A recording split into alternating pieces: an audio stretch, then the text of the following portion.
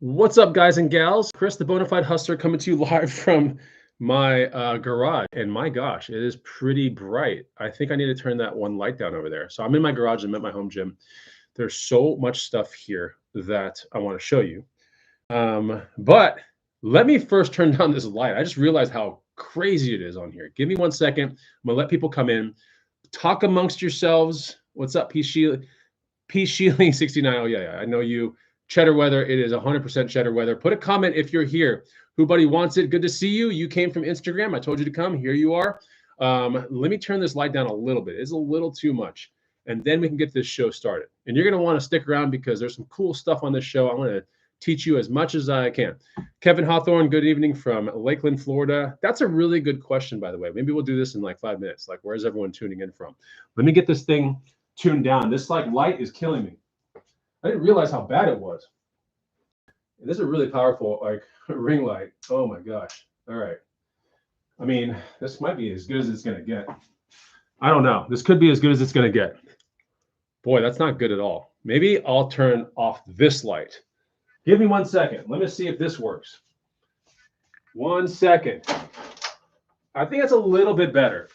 Yeah. I think so. We're going to have to probably do that. Okay, it's good to see everyone. If you're wondering like why I have a jacket on, it's because I'm in my garage. It's not terribly cold in here. It is an insulated garage, and I do have a heat duct up there. But still, I wanted to make sure that I was comfortable to do this show. Oh, wow, we have Melbourne, Florida that just tuned in. Do it live, Bonafide Muscler. Oh, yeah. You know what? I will on another show. We're going to call it, when thrifting meets lifting. And we'll do a workout-based show with thrifting and stuff like that. It'll be pretty cool, all right? Promise you guys. It's good to see everyone here. And if you are tuning in right now, I want to ask a couple questions. The very first question is going to be, where are you tuning in from? Okay, so there's a comment feed right down there.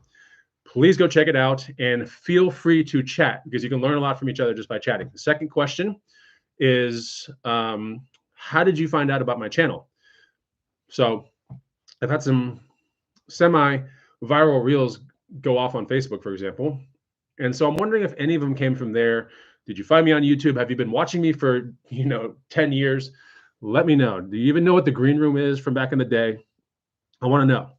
So I'm going to respond to some of the people that are commenting right now. We got some people from McKinney, Texas, Saints of the Times. I think I might have talked to you the other day. We have a thrifter from a thrifter in Georgia. Wait a minute. Where are you tuning in from, man? Is it Texas or are you tuning in from Georgia? Let me know. And let me know where you guys found the channel, okay? And we're going to get started because there's a lot of cool stuff I want to show you today. I went to a garage sale. I went to 4 garage sales today, okay? And we are going to look at the things from the 4 garage sales. Or actually, I should say 2 of the garage sales turned out to be total winners. So it's so good to see everyone in here. And it's so good to see people chatting, by the way. I'm a little scatterbrained right now because I don't do very many lives. I used to do a ton of lives back in the day. And we need to get back to that. I totally agree. This is a lot of fun. And trust me, if it wasn't fun, I wouldn't do it, And I'm not doing it because I just like it. I always say that thrifting to me or reselling or hunting for a great deal is kind of like that. It's kind of like that feeling I get Christmas Eve. You're kind of wondering what you're going to get the next day. And as a child, I didn't get a whole lot the next day, but still like wondering, what is in the presents? What am I going to get? Was I a good boy? And I get that same kind of feeling when I go thrifting and I want to go reselling.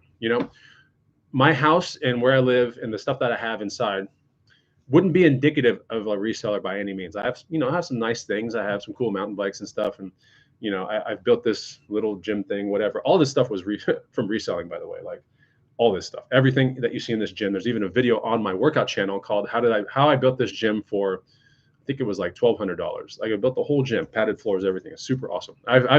I've hustled everything in this gym, right? So I eat, sleep, and breathe this thing. And I've been doing it for 25 years now. And I still love doing it. And so I thought the other day that it's time to like just kind of revamp the channel a lot. I need to get back to doing lives. There's a lot of stuff that I want to do. Kind of want to bring the thrift battles back a little bit. But if you have any suggestions of things that I should be doing, then let me know. Definitely GoPro, wearing that during peak garage sale season. I'm going to do that for sure. maybe even GoPro a couple days during the week when we go thrifting in thrift stores. I think that'd be a lot of fun to show some raw footage to see like, what am I passing, right? Because when you do GoPro footage, I think one of the best parts is, I'm a good reseller. I'm a good hustler. Like, I ain't gonna lie. But there are things that I miss for sure. And I think if I do the GoPro footage, then everyone gets to see it. And then everyone gets to comment and go like, hey, you should have looked at that board game, or you should have looked at that thing. Why aren't you like rifling through the clothing racks? I just want to see those kind of comments come through. So Saints of the Time says, make a guide on mistakes to avoid. So this is a really good point. And I promise we're going to get to the show here in 1 second. But I am going to build 2 more guides, but they're not going to be a blah, blah, blah, $2 kind of format. Okay. As you know right now, if you've been watching my YouTube channel for the past week or 2, there's a really big push on the 2 newest guides that I have out right now. Okay. And I'm really proud of these guys. I've spent a long time making them, and I think that they're absolute steals for what I'm asking for right now. And today is the last day of a discount, but we're going to get to that like way later. Don't worry about that part. But the new 2 guides that I'm going to be building, still going to take a while. One is just going to be like the unofficial guide of like how to absolutely crush a thrift store. And the other one's going to be like an unofficial guide of like how to absolutely crush garage sales. And what this one guy is saying here in the comments, which is making a guide on mistakes to avoid, those are going to be in each guide, right? So it's going to be just like this massive, 25 years of thrifting and reselling just condensed into the most powerful things that you can look for at a thrift store or a garage sale, best negotiation tactics. It's going to be everything. It's going to be awesome. So just look out for that. I don't know, probably 2 to 4 weeks out on that kind of stuff. But those are going to be the next 2 guides, just because I think I just need to build them. I got so many questions about, a lot of newbies are coming through, right? And they're asking a lot of these questions. And I think you can learn a lot, even if you're a seasoned vet or something like that, just to like read it from a different person's point of view. I live in Austin, Texas. Is it as good as Naples, Florida, for example, or Tampa, for thrifting? No, it's not. We don't have garage sales all year long, so I have to like adapt and pivot and do things that everyone else is doing in the country right now. And I have a good town, but it's kind of an overpriced town too. So I'm still surviving, I'm still doing well. I still like it. And today is a perfect example of like, there was only 4 garage sales that I could have seen, mapped them out and everything, hollered at my girlfriend. I was like, you want to go? I think it's going to be good. There's one that I'm really betting on. And you know what? That hunch totally paid off. And I saw this thing 30 minutes early too. I was like, we have to be at this garage sale early. We have to be at this one, particularly this one.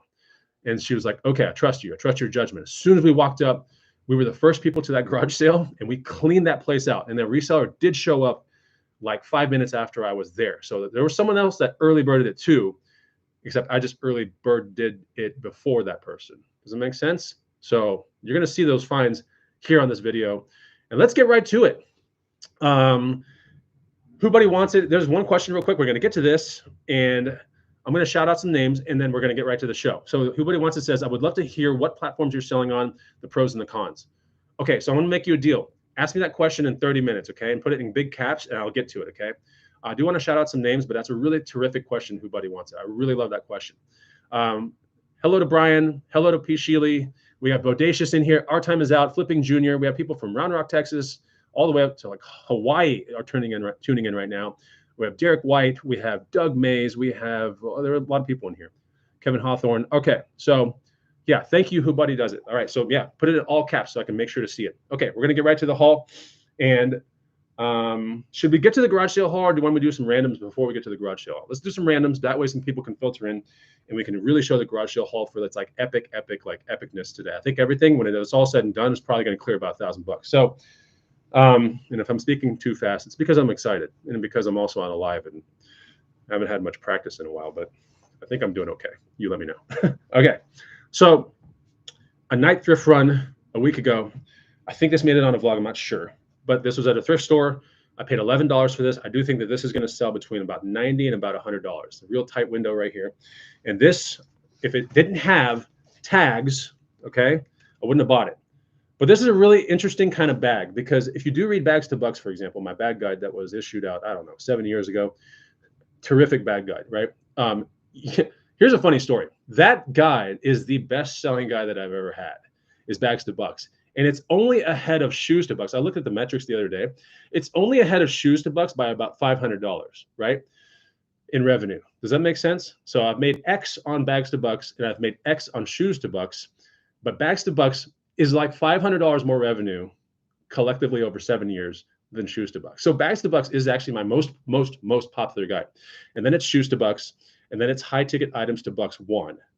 So it's crazy. But anyway, so this right here is a Timbuk2.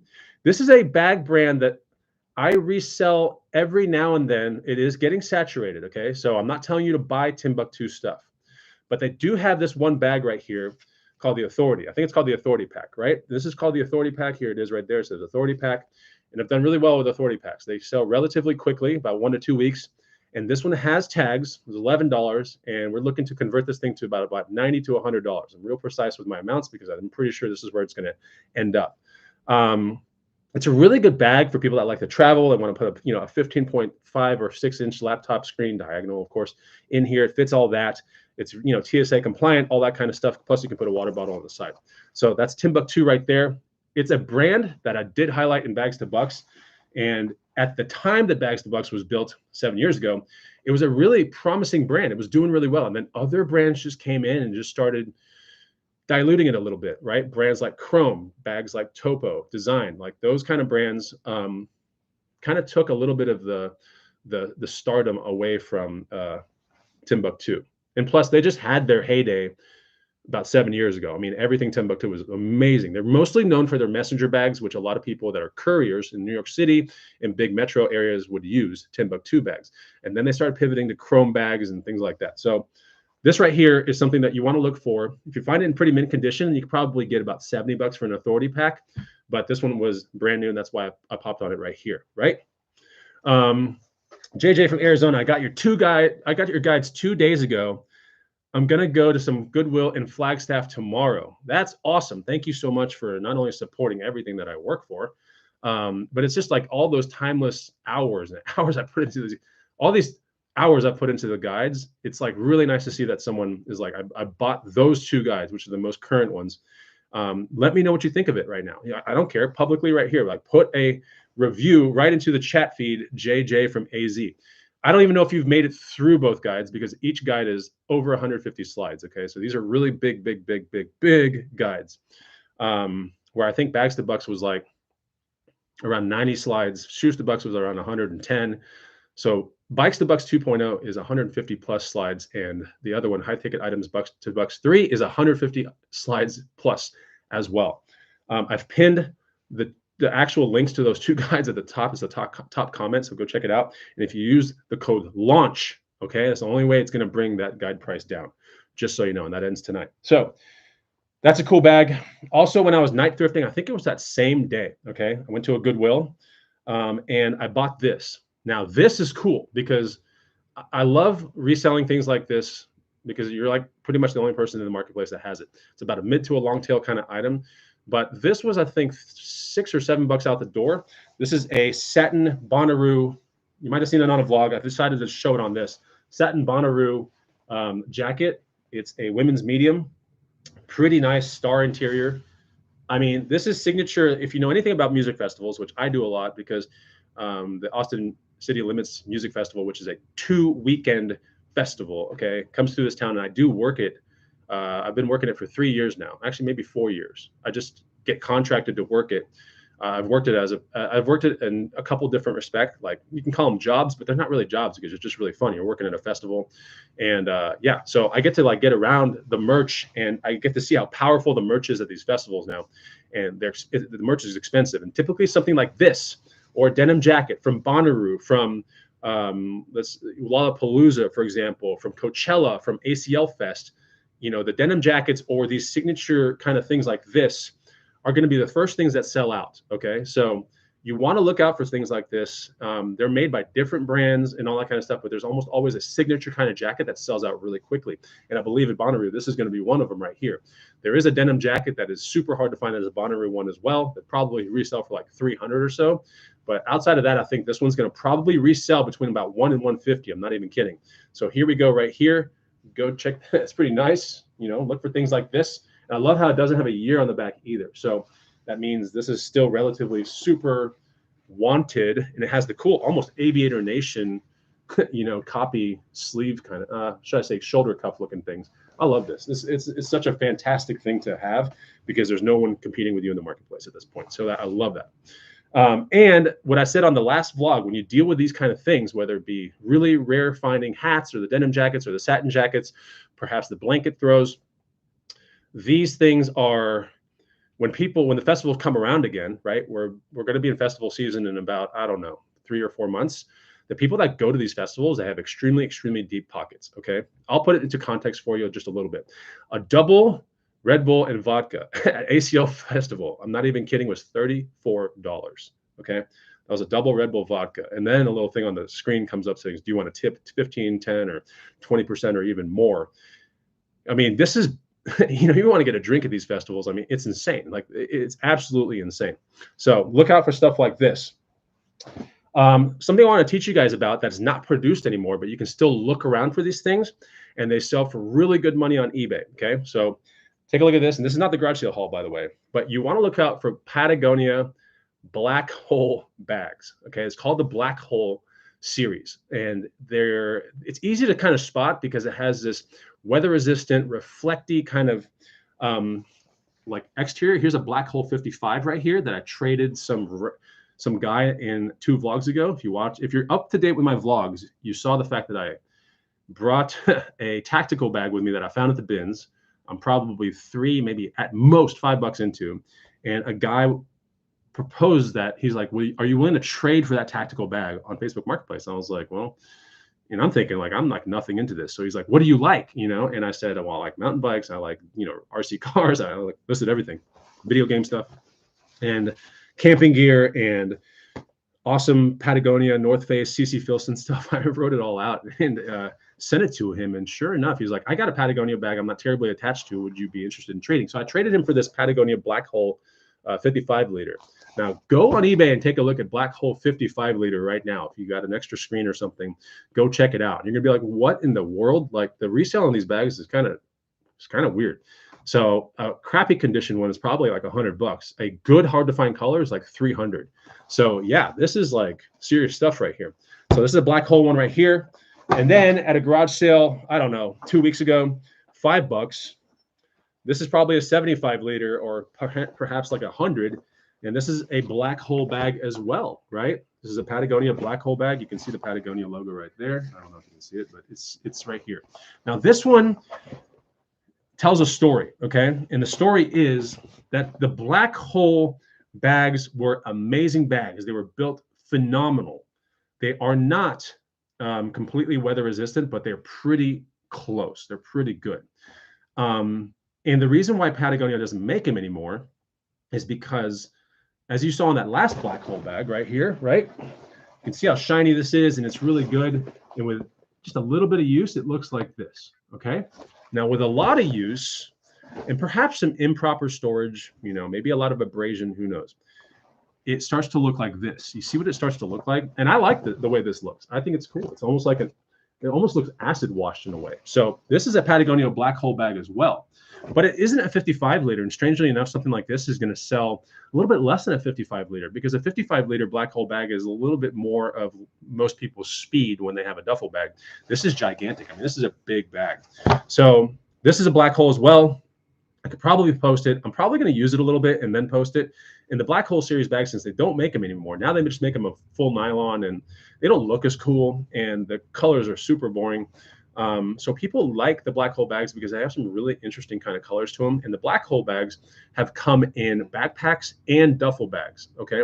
And the backpacks are like 20 liters and 30 liters, and then the duffel bags are from like small, medium, large to extra large. And I think this is perhaps a extra large, from what I can tell, right? So look out for Black Hole bags. And you can kind of tell a Black Hole bag because they have that kind of shiny, weird exterior, but they also have backpack straps, okay?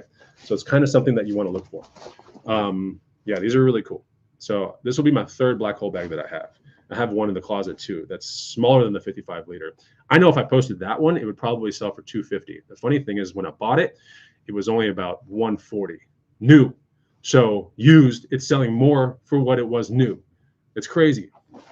Something to think about. That's why we do these shows, right? Another reason why I'm doing this show is because I want to see the feedback on what on how you guys like this show, because I'm actually contemplating building, people have membership sites on Patreon, all that kind of stuff, right? The reason why I am also testing this concept of a show is to see if I want to make this thing called like a reseller school or something on YouTube. And yes, it would be paid, but it wouldn't be a whole lot, like to where I could do way more in-depth videos or in-depth explanations of like how my mind works, why I pull the trigger on certain things, what the resale is, estimated time to like turn your money, that kind of stuff. And this is much more long form content, which YouTube is not super friendly about right now, right? You get like this humongous drop off when you do long form content, and it doesn't really make much sense. But if I built a little membership tier, let's say $5 or $10, now all of a sudden I can post these like 30-minute videos of just explaining all these fines. A lot of things that never make it to vlogs, for example. And then people that really want to learn can like choose that option. Does it make sense? So I'm down to do that. And I'm kind of experimenting with this. I did another video like a week and a half ago, kind of this style, and people really liked it a lot. They loved it. So, it's something I'm testing. It's a concept. And I'm like, I would really like to bring the teaching to the forefront of like what I'm offering, because I do it with the guides, and the guides are phenomenal. I think they're amazing. And outside of just building a course and running a course and just being saturated in a course all the time, I'd rather just build videos and just post videos, and people that are in those tiers of membership would just get to see them, right? And to migrate it off of YouTube doesn't make much sense, because I really believe YouTube's on a next resurgence of sorts, right? I think it's going to blow up again. I think it's going, I don't even know if I can say that word.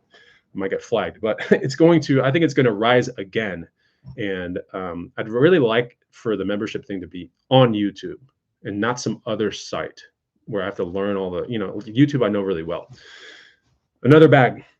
Last weekend, I already got a $40 or $50 offer for this, maybe a $60 offer. I turned it down. But anyway, this right here, it's a $5 Jand bag. I have two of these actually. One's a little bit better color, actually. This is what you're probably going to find out there. Okay. This is a Jand trunk bag for a bicycle. Okay. $5. This was a garage sale last week at a house that was like phenomenal. Like sweeping views of the lake. So much so that one of the views, like if you look all the way to your left, you probably saw Elon Musk's house. It was so good. But yeah, this was sitting in the garage. No, there were a bunch of resellers there, bunch of resellers. But I went in the garage and it's like super unsuspecting stuff. $5 bag. I already turned down a $60 offer. It's a Jand bag for the back of a bike rack.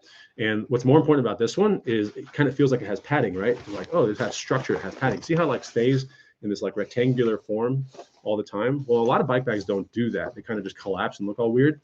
Well, this one also has a cooler functionality. So the walls are really padded because you could put drinks in here and stuff like that.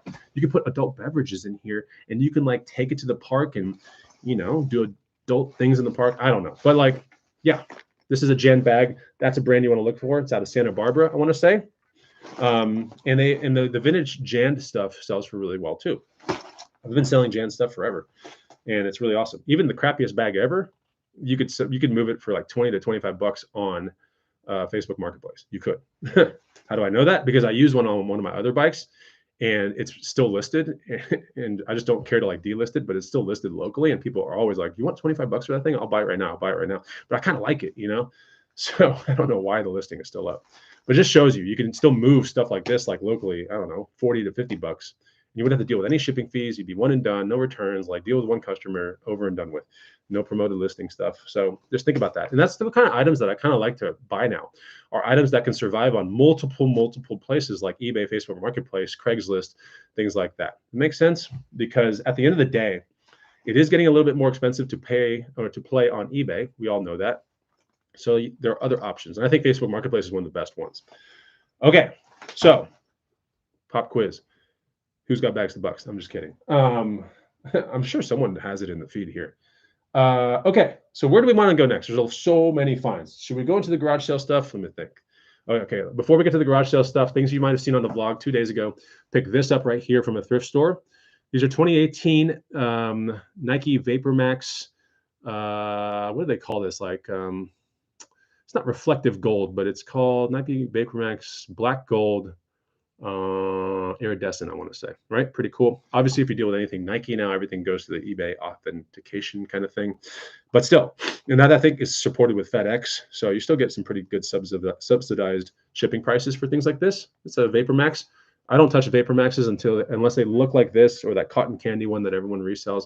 I've resold the Moab ones, which went in like one day. So outside of like in 2018, for example, this model is probably the second most sought after one in 2018. That's a Vapor Max. Outside of the Moab one, which is super cool looking, right? And I found one of those one time at a Goodwill, and I moved it within a day for like $170. And I think a subscriber bought it, to be honest with you. It was really nice. So here we go, 11 and a half. Vapor Maxes. It's tough, man. Part of me wants to keep this one and just work out with it and everything, but these aren't exactly the best workout shoes. Does it make sense? So yeah. So there's that. Got a comment that came in, Saints of all the times. The future is pay for access. So yes, do it. You add enough value to always be graded as bona fide. Yeah, that's what I'm talking about right there. That's like a loyal fan right there, or a loyal commenter, supporter, however you want to say it. Here's the other one. I don't know why I pulled it out. I'm trying to like move things to like this pile right here. Now, once it goes to that pile, it might end up on another show behind the scenes. I don't know yet. There's a lot of inventory in this garage, and I'd like to go for it to go into boxes, to be honest with you. That's the way I like to roll, because I like to have my mind fresh for the week and fresh for the next weekend. And I think a lot of resellers don't understand the value of that.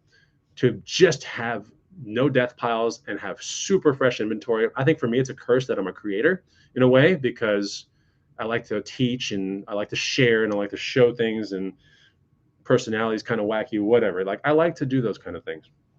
And for me, that's a curse, because if I didn't have to do any of that, I had no YouTube presence, like believe me, all this stuff would be in a box the day I bought it. It would be up on the shoe wall, it would be up on the box wall, and I would have a clear mind, right? I would just have a clear mind. And that's the way I like to roll, because I think with a clear mind, you can do a lot of damage. You know, you can do a lot of cheddar hunting when you have a clear mind. But if you're going into a thrift store and you're like, I can't because I have all this death pile and I have to be careful with my money, you know, if you have a clear mind, you can see things way better, right? If you're unstressed, you can see things way better. What's one of the easiest ways to get stressed if you're a reseller? You're buying not the greatest items. You're impulsive. You're not only not buying the greatest items, but you're like telling yourself, like, I got to find something today. I have to. And so you're doing those kind of things. You're very impulsive. You could be dealing with items that have a lot of returns. You could be dealing with items that only give you like $10, $20 in profit. And it's like rinse and repeat when you should be probably learning better items that you could be making $70 on and $100 on. Like, does that make sense? You know, so for every $100 item that I sell with $100 pure profit clearing, you know, that could be 10 items that someone else has to deal with where they make $10. So you have to deal with 10 different customers, 10 different shipping options. It's like, what? That makes no sense to me. You're drowning in, you're kind of working in the business at that point, rather than have the business kind of work for you in a way. Does it make sense? So that's the way I like to see it. I don't tell people that that's the way it has to be, but after being around not only my experience with 25 years, but remember, I'm a creator. So I've been on YouTube. I've had people in the hot seat with me at garage sales and thrift stores. I've been part of the green room. I've done meetups. I've done everything across the country. I've had meetups everywhere.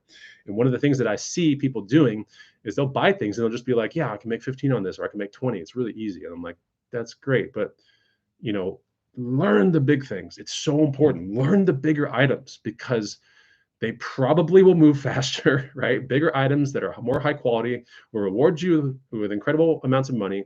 They sell faster, pretty much no returns. I can't remember the last time I had a return, to be honest. I cannot remember it right now. And then it's more one and done, you know, like you don't have to deal with it. You're just getting a higher return, higher return, and you're getting no returns. Does that make sense? Anyway, so here's another item right here. Oh, I think this is so crazy, because this is it's hard to find a Solomon S-Lab shoe, okay? This stands for Solomon Lab. And S-Lab, they're calling slabs or S-Lab. So you'll know a good Solomon S-Lab shoe because, first of all, it'll say Lab in the front of it right here. I don't know if you can see it. It says Lab. See that? And there's Solomon. You can see the logo. I talked about this on a vlog, but if you didn't catch that vlog, Solomon shoes are really good to resell. But kind of like Timbuktu, they're getting a little drowned out a little bit from competition from like On Cloud. They're getting competition from Hoka, you know, with the Speed Goat and the Challenger ATR and the Hoka Tour models and the Kaha and all that kind of stuff. So this company is not struggling, but the Solomon S slabs or slabs are a really good shoe to look out for. But a lot of times they're torched to hell because they're really good. They're very good shoes. So when you find them in a thrift store, it's almost donated after they've been used in all these trail races and stuff. And the bottom will not look anything like this, right? So this Solomon S Lab shoe, and the reason why I know this is in high demand, because on Facebook Marketplace, you can take a look at like how many people viewed the listing and all that kind of stuff. This thing gets viewed as much as like a Trek Marlin 29 mountain bike, which typically sells within like a week after me getting one, right? And you get tons of messages about it and tons of offers and all that kind of stuff. It's more evidence that if you deal with higher items, like higher ticket items, you get people kind of like, it's very liquid. Like you can convert your money quickly. Does it make sense? So a Solomon S Lab shoe, I've had a $40, a $50, and a $60 offer locally for these already, right? And I paid 14 or no, 15 out the door. I don't know. Check the vlog. I paid whatever out the door for these on a vlog the other day, right? Pretty cool. Solomon S Labs. And I find it peculiar because you're going to see something else today on this video that is Solomon S Lab. I can't believe it. And it's like even better condition than this one. And we found it today. Can you believe it?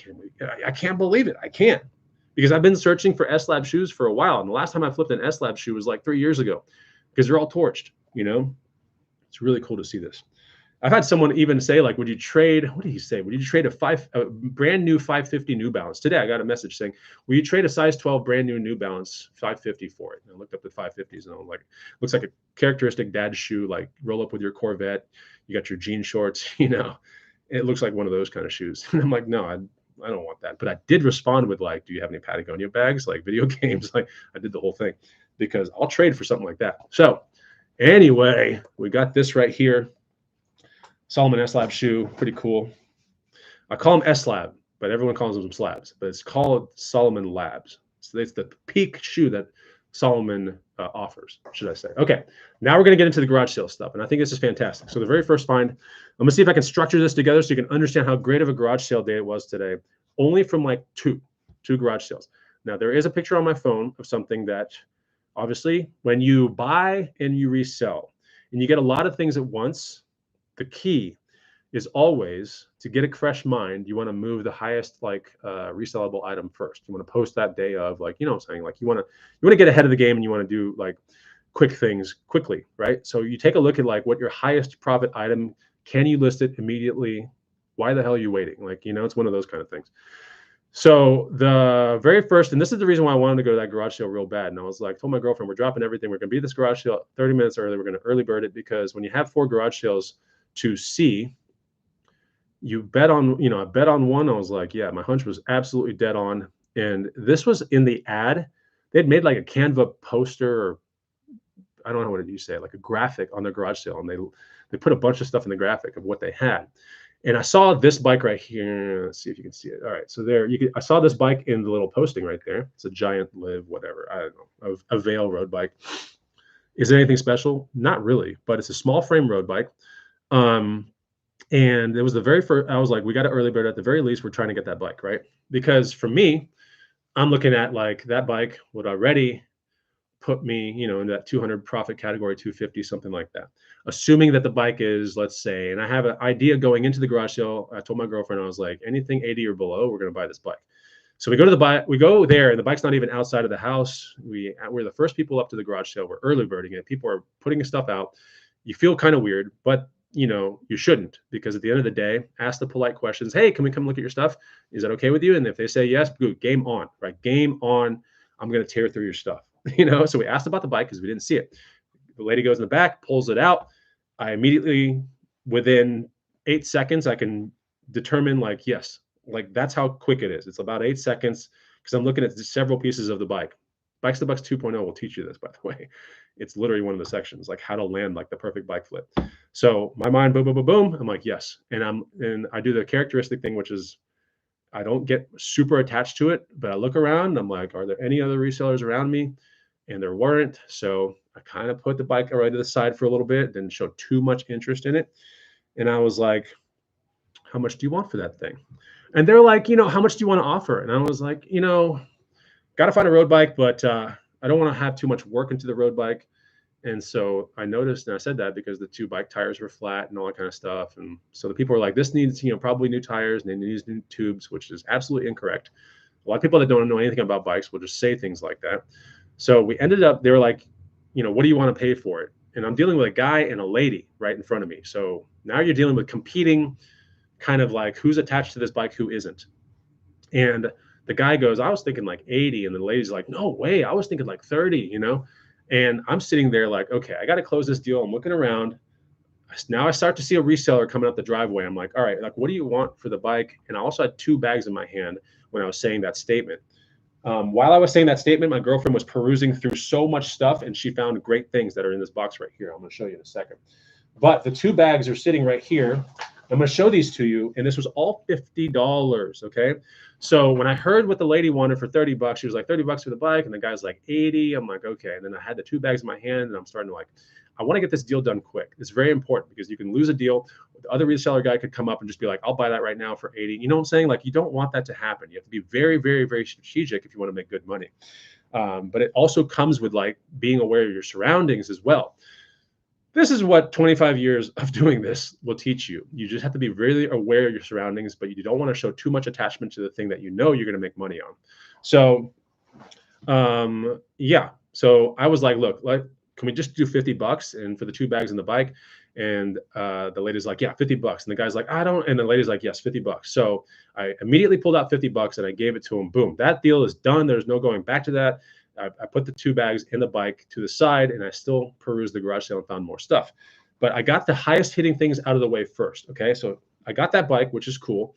I do think it's going to resell no lower than $300. It's a women's small, extra small actually. So, if you're a woman and you're walking around in this town, and let's say you want to get into road biking, you want to keep up with your hubby, or he's big into road biking and you want to like do it, or you want to have a triathlon coming out, and you're a shorter woman, maybe you're 5 foot tall, 5'2", something like that, then you don't have many options, okay? And so when you hold on to a bike that is that size for someone that doesn't have many options, you actually can command a pretty decent resale price. So this is why I said it's no lower than $300 what I'll sell this bike for, but it's listed for higher than that, just so you know.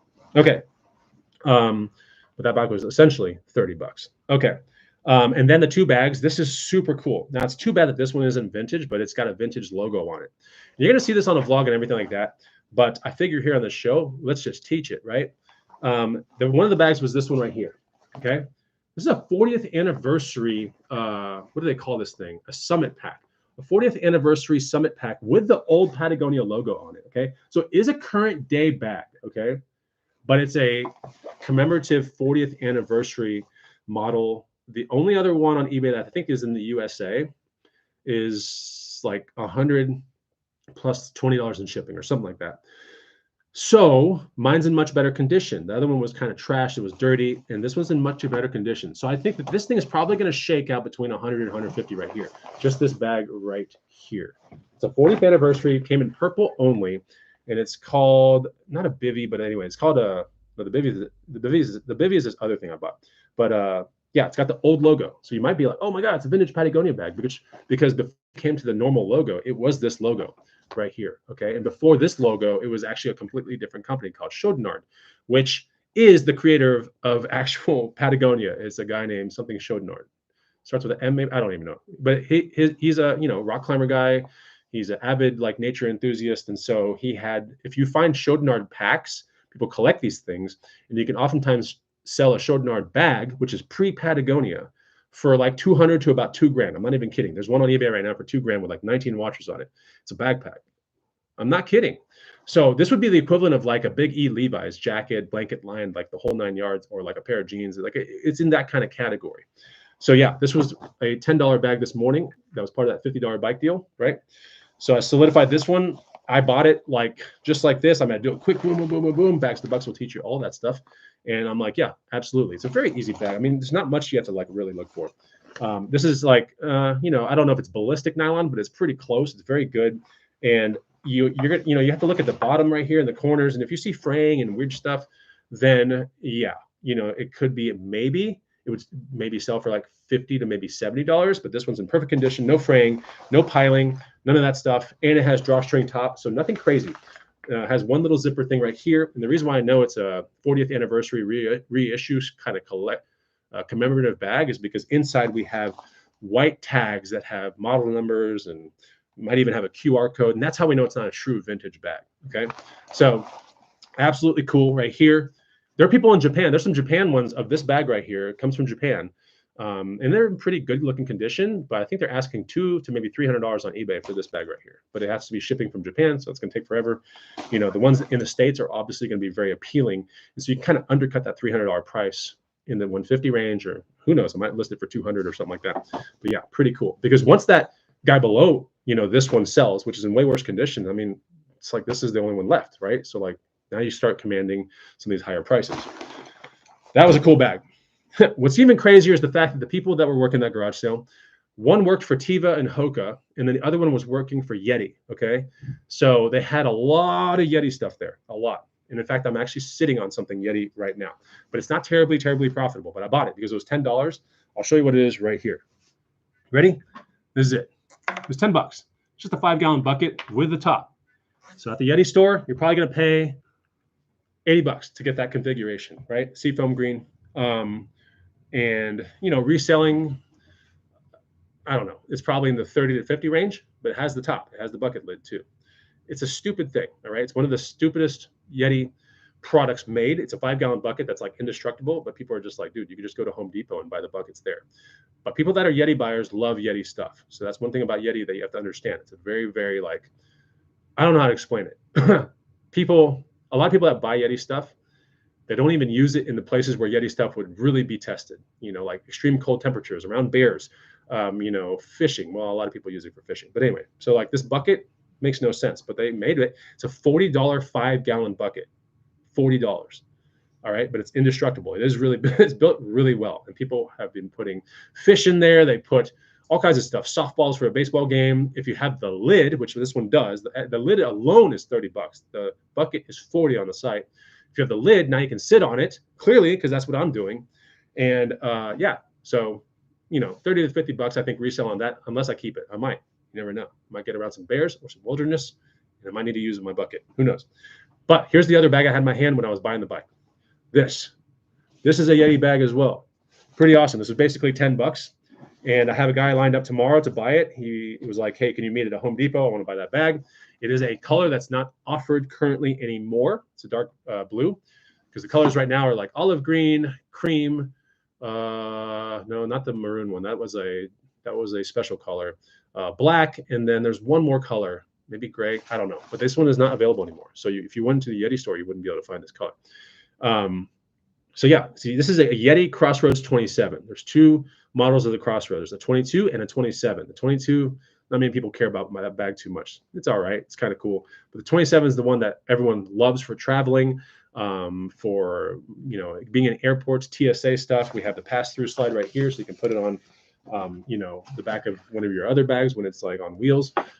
Absolutely crazy overbuilt bag that has structure to it as well. As you can see, there's actually like a big padding around here. It has good structure to it. So you can put some good expensive stuff in here. And unlike other bags that have like almost no protection on the side, this one has a crazy amount of protection, which is why it's so popular. It's like a 4.5 to 5-star rated bag on their site. Everyone's raving about this bag called the, yeah. So anyway, so it's Crossroads 27, and this could resell between $1 and $150.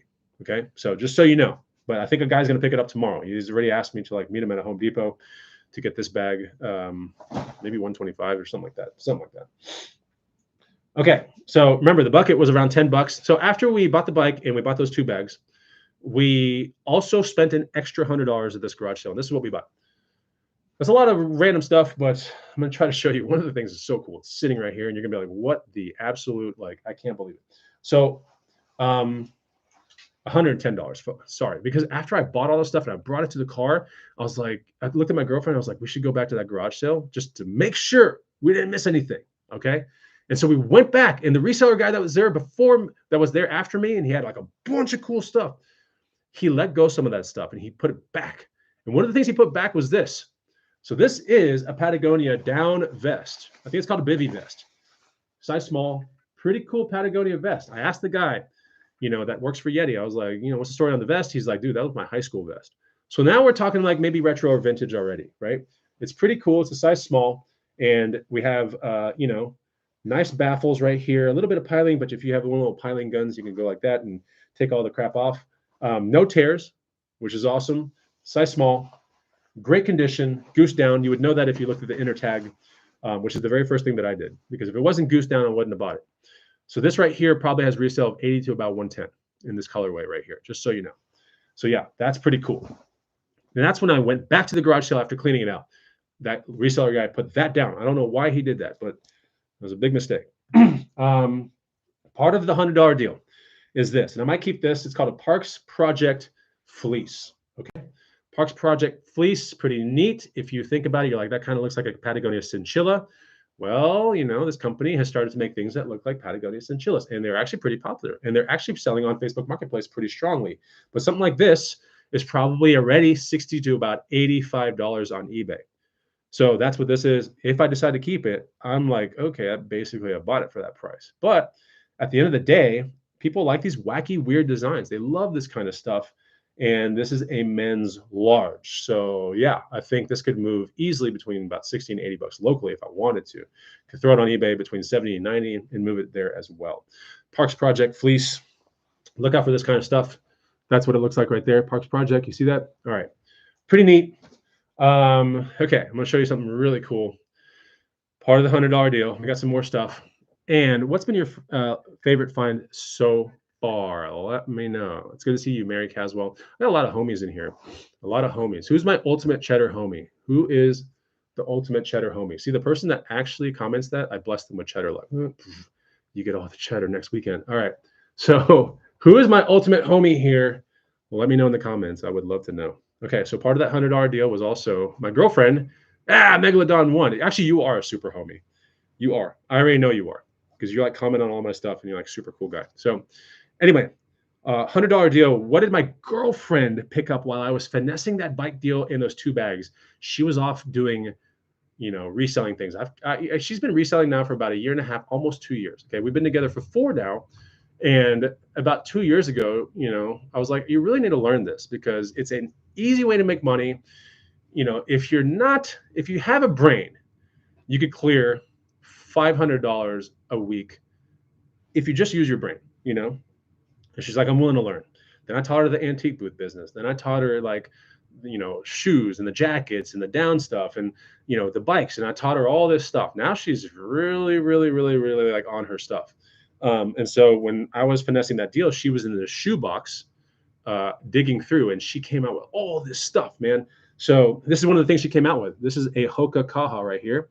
And now they're up to Hoka Kaha 2 on the high tops, right? This is a hiking boot high top. I mean, look at this lady worked for Hoka and look at this stuff. I mean, this is in really good condition. So Gore-Tex hiking boot from Hoka. Every shoe that we have here is 7.5, by the way. Fantastic women's size. Okay, fantastic. So a Kaha right here. I know a Kaha 2 in this colorway. I don't know what they did between Kaha 1 and Kaha 2. I'd have to do some more research, but at the end of the day, people really just love this, whether it be the Kahas or the Tor model, T-O-R, which was their first stab at a high profile hiking boot. Yeah, I think this is probably, we're looking at being conservative, like $60 to $85 right here for this shoe. Pretty good.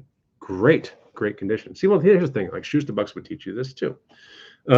Exactly what to look for. Hoka Tors are in there, for example. But yeah, so that's pretty cool. Hoka. What else we got here? Oh man, you're about to see something crazy. So Hoka Kaha right there. Women's 7.5. We have the other one right here. Oh my gosh. There's the other one. Put it over. Remember, I'm putting everything on one side so I can get organized.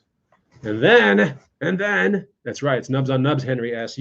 Nubs on Nubs is, if you know that term, that's the term that I coined, okay, in YouTube land on Shoes to Bucks, Nubs on Nubs. And I'll show you what Nubs on Nubs means. Let me find a great example of Nubs on Nubs. Well, I mean, this is a pretty good example right here. All right. So here is another Hoka that she found. This is a Speed Goat 4. Speed Goat 4, this configuration, 50 to 70, right? Pretty nice shoe made by Hoka as well. Now, this one doesn't have like blatant Hoka like written all over it. Some Hokas do. So this one, you would find it from the tongue. And plus, you kind of just know a Hoka shoe because it has a lot of like, you know, has a lot of spongy stuff on it, right? It's very spongy. It's always been that way. But nubs on nubs, if we take a look at the bottom of this one, we have a Vibram undersole, and then we have, we have primary nubs right here, and then the other nubs are below that. So you see how like there's a raised part right here, all these little raised parts, that's a nub, but it's also on another nub, which is right here, which is also a raised part from the actual footbed. So these are nubs on nubs. When you see nubs on nubs, that's pretty good. That means like, okay, this shoe could be like not worn very much. It's pretty neat. Yeah, so really cool. We're going to take a little wet cloth and we're going to get all this kind of trail dust off of it. But this person really didn't use it that much. I mean, that is a good condition Hoka shoe. So we got that for $10. I mean, that was part of the $100 deal, should I say, right there. The lady wanted $20 a shoe. My girlfriend talked her down to $10 a shoe. And then here we go. Look at this. Look at this. You're not going to believe it. My girlfriend found her first pair of Salomon S-Lab shoes. Boom. Look at that. Look at that. That's amazing, right? And with this one, we got nubs on nubs as well. It's looking hella fresh. Look at that thing. Oh my gosh. I can just smell the cheddar right now. Man, we might have to have mac and cheese tonight. Yeah, this is a good shoe. Obviously, you heard me earlier in the broadcast talk about the S-Labs, and this is even better condition than the one I found, right? So this right here, XT6 S-Lab shoe. There we go. Proper way to say S-Lab. See that? How it says S.lab, Salomon.labs. So this right here, now we're talking about 70 to 100 colorway, extremely in. Females love this colorway. This versus a dull black color, yeah, this is going to probably have a $20 to $30 premium because the color is just better. And plus, this one's not roached out with a bunch of trail dust, because typically when you deal with white or gray or light gray, the trail dust will show a whole lot. Look at the condition of these things. I don't even know. Maybe this lady worked for Salomon. I mean, it's crazy. She wasn't particularly in great shape either, this lady. Like, I don't, usually when you deal with trail runners or people that are like, you wouldn't buy a S-Lab shoe if you weren't like really into it. And maybe she wasn't really, maybe she was in good shape at one part of her life, but it doesn't make sense because this S-Lab shoe, for example, is like a 2020, it's a 2021. Like, so this is still really, really good stuff. And remember, S-Lab shoes, if you're just going to buy it new out there, you're probably in the 200 to 300 range for an S-Lab shoe, right? So something to consider. And then part of the $100 deal, I always pop on stuff like this. It's kind of stupid, but I'm going to pop on it because remember, I have a vintage antique booth. So we have a Remington 12 gauge belt, size 40. Boom. Look at that. It's got the actual ends of the shotgun cartridges sitting right there. Pretty neat. So that's probably 20 to 40 bucks at the booth. Definitely going to pick that up. Okay, here's the part that is going to blow your mind.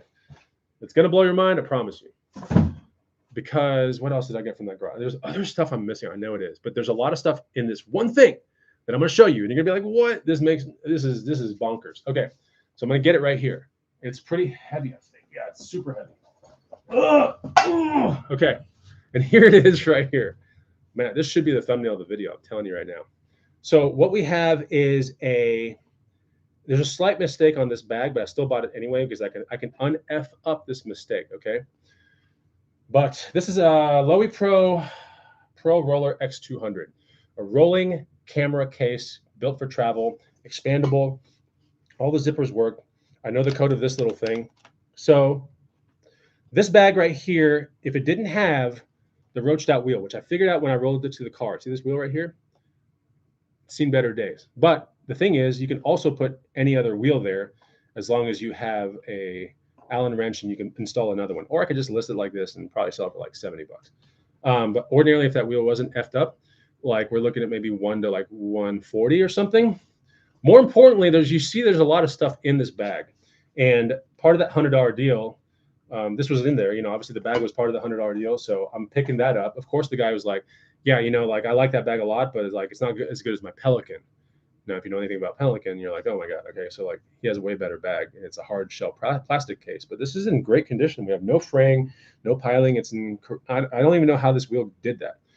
It's in perfect condition. So anyway, got into the bag. And then we have $2, any one of these Yeti things that are unused. I mean, single one of these things was unused, right? This is the one my girlfriend wants to keep right here. See this one? You can see through there. It's all Yeti stuff. It's all Yeti. Anyway, so this one right here, $2 a piece. You got that one right there. Got this one. I'm going to keep one of them. I don't know which one.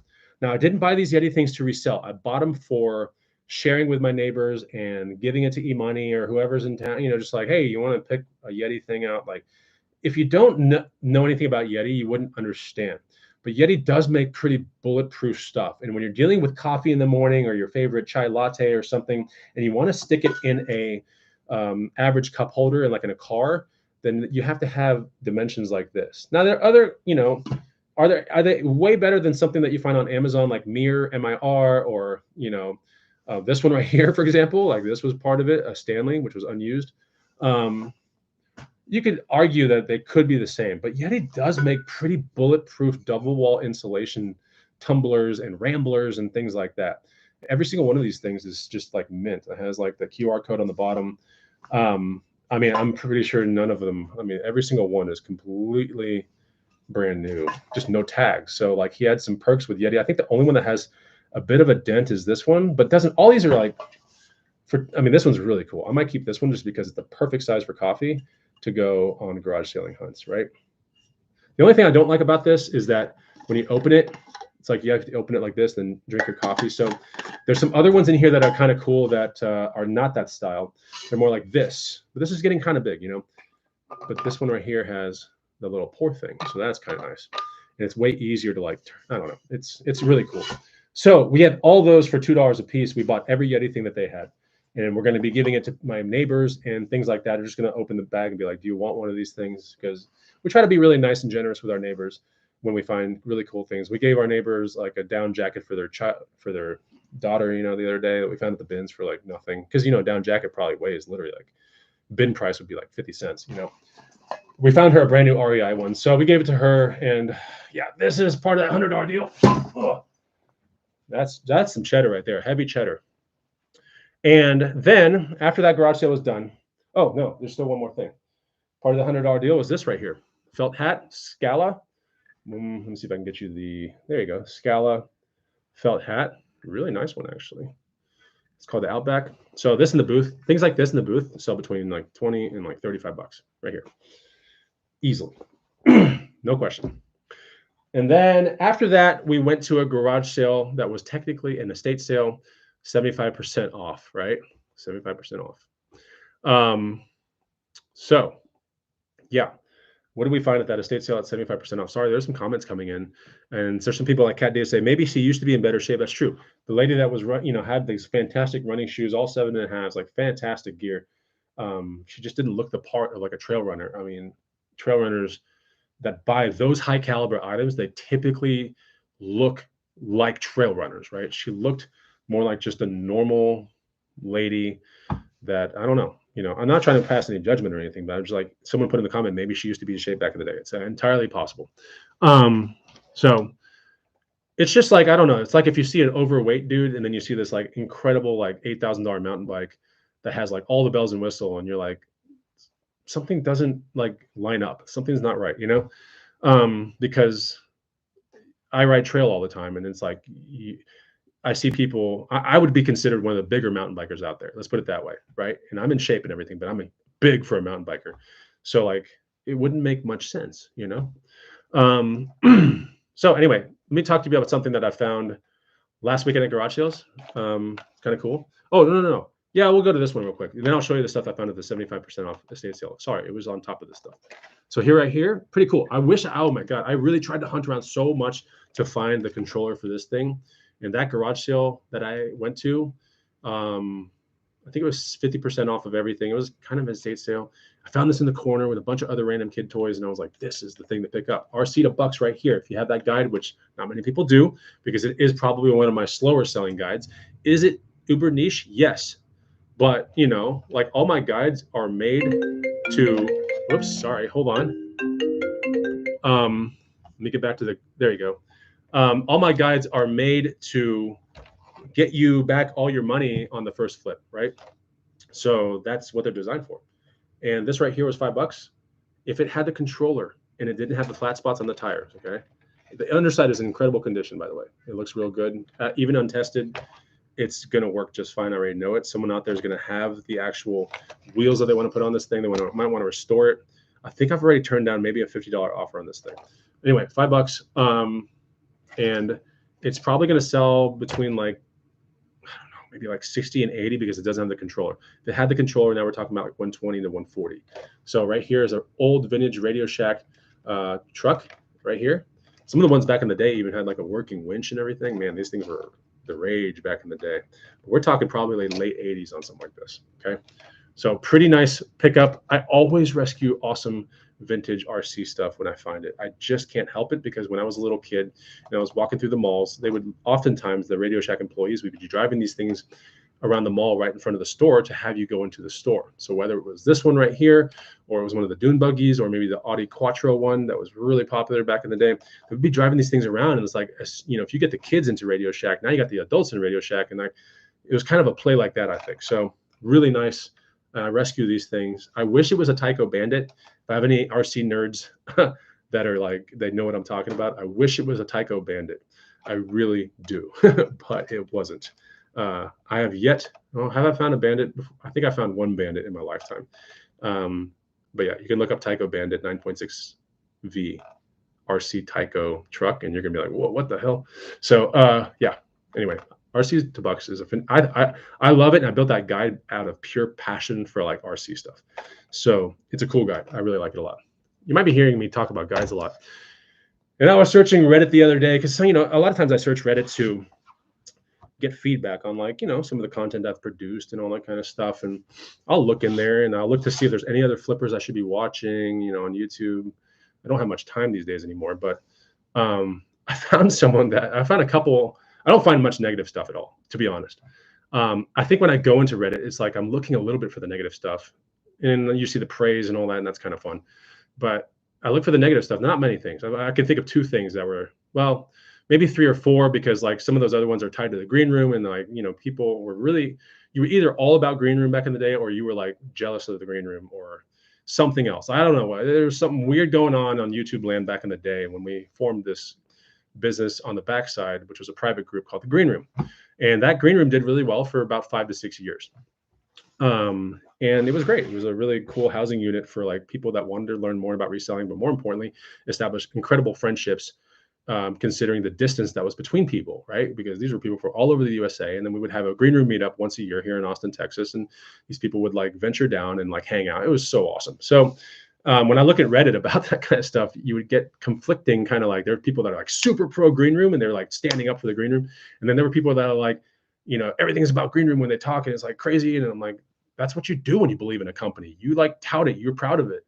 That's what you do. You're supposed to do that if you have a company that you built and that you enjoy it. You know, it's creating revenue, like you enjoy it. And I was a reseller back then, like I'm a reseller now. Am I a full-time reseller now? No. Was I a full-time reseller then? No. Like, it's just what it is, you know. You're proud of what you created. And I had Steve Rakin on the team with me. I had College Picker on the team with me. I had this guy named Young on the team with me, and we were just like killing it. It was amazing. And we were having so much fun doing it. This wasn't like a, oh my God, we're gonna make so much money and we're gonna be on a yacht in Monaco in about, you know, a year from now if we do everything right. It wasn't anything like that. It was like, how can we band together and get excited and like make something really cool for people that they could just love? And people to this day still rave about the Green Room. It's crazy, man. But if you were in it and you were living it and you met up with the people outside of the Green Room or even came to the meetups, you understood it very quickly, you know. And there are plenty of people in the Green Room that still hang out with each other today. Plenty.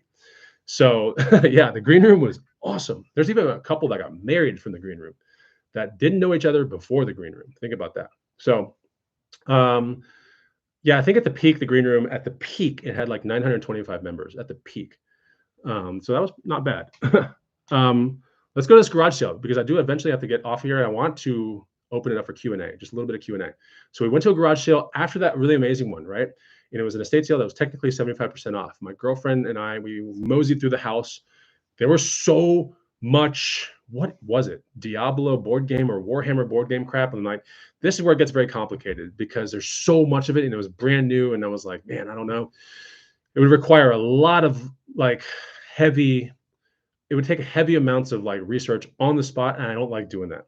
So yeah, we passed on a lot of Warhammer stuff, but it was honestly, it looked like it was priced so high that even with 75% off, I was like, I just don't feel like there's meat on the bone on those things. So we passed on all that stuff. We found ourselves in a bedroom way in the distant part of the house, and in a closet was these two things. And one of them is this right here.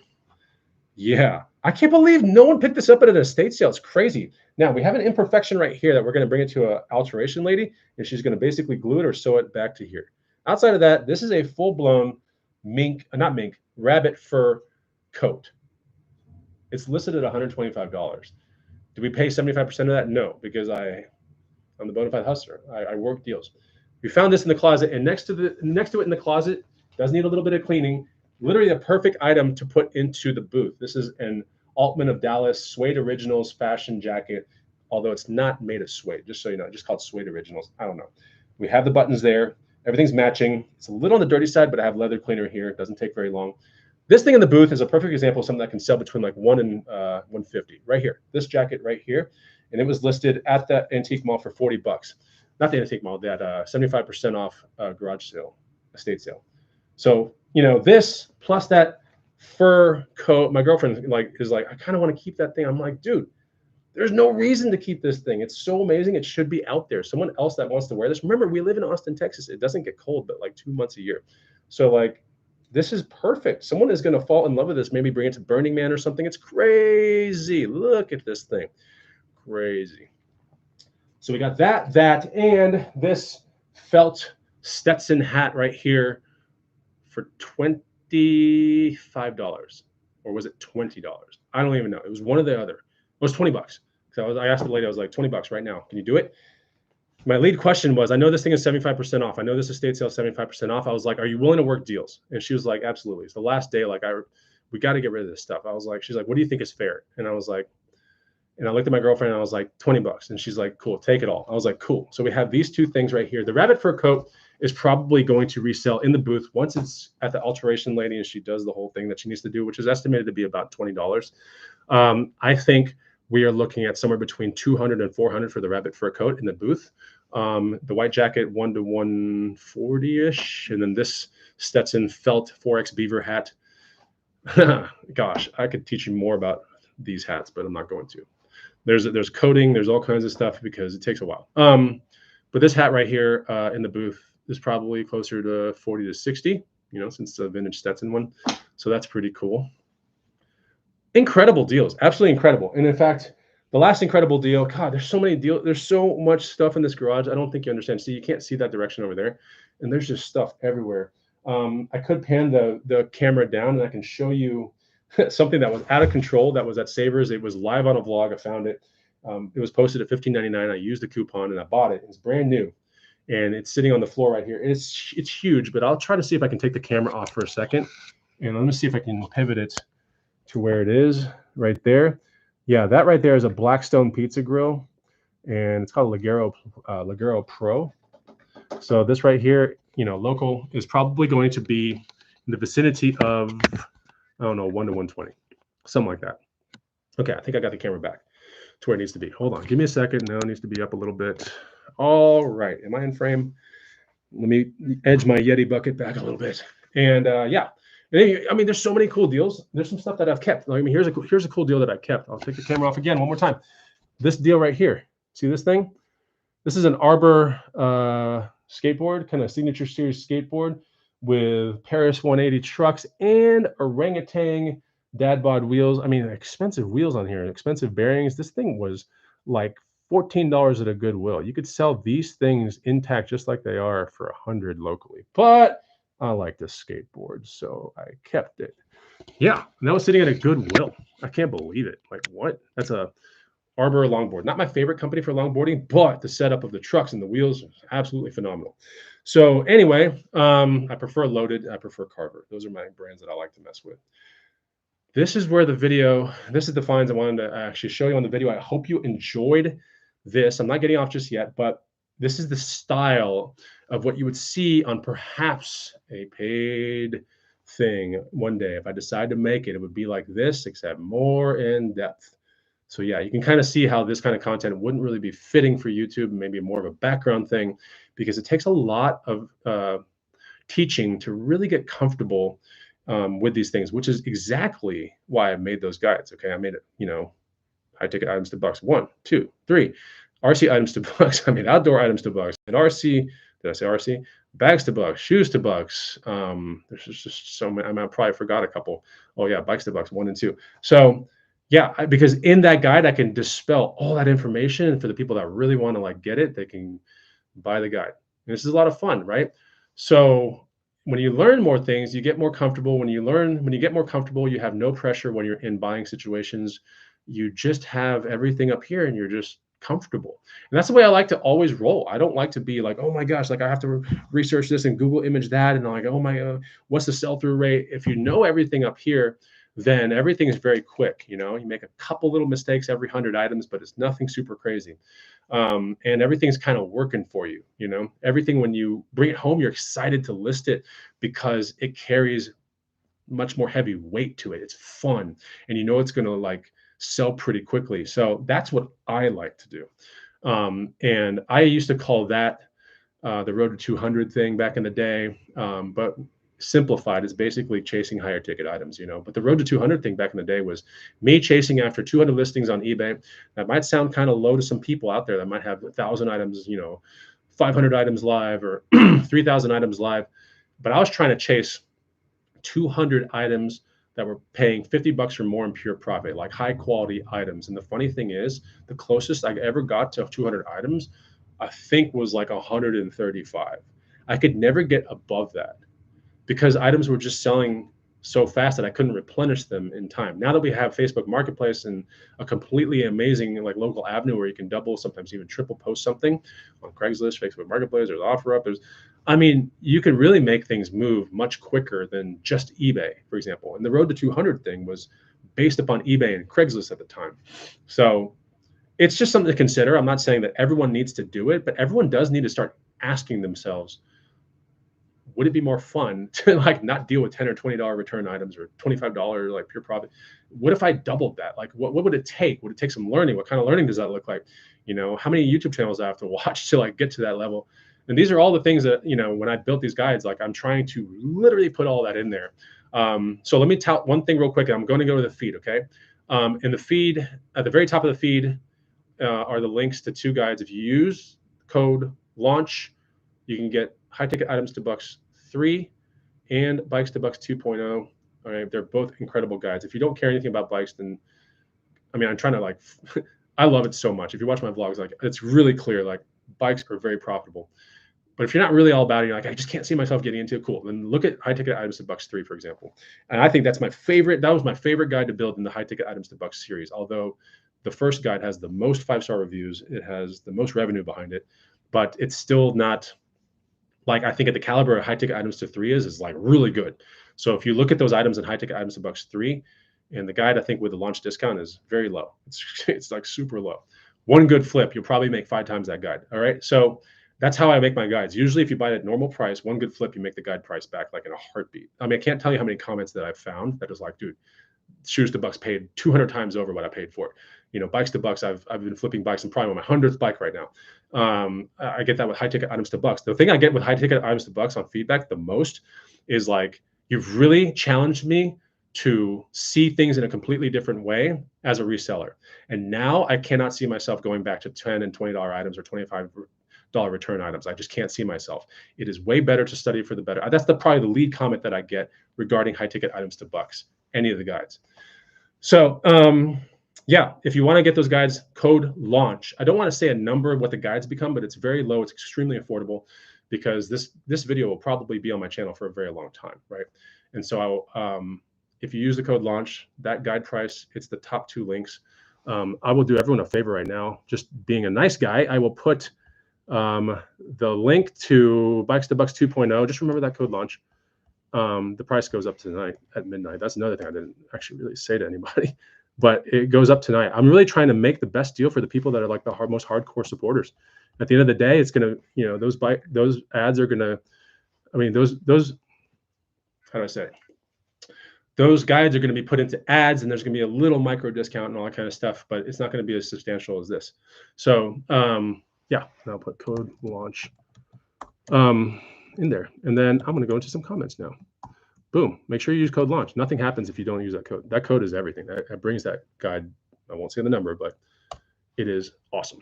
So the links are right there. Please pick it up. Okay, let's go into comments. Let's see here. I love estate sales on the last day. First deal is full-blown retail. Oh, I 100% agree with you. I don't go to estate sales unless it's extremely cold outside or extremely rainy. And if it's extremely cold, there's the likelihood of garage sales in this town is very low.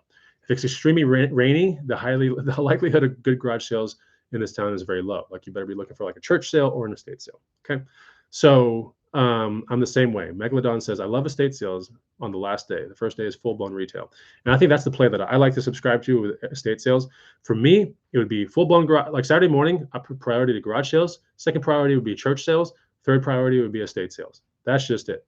Estate sales would be dead last. And it would be on the very last day too. Sometimes the estate sales last day are Sundays, just so you know. So yeah, another comment from Kat D. That good, quick sales and great sell-through rate. Yes, and she's basically, or this person's talking about, I don't know if it's a female or a male.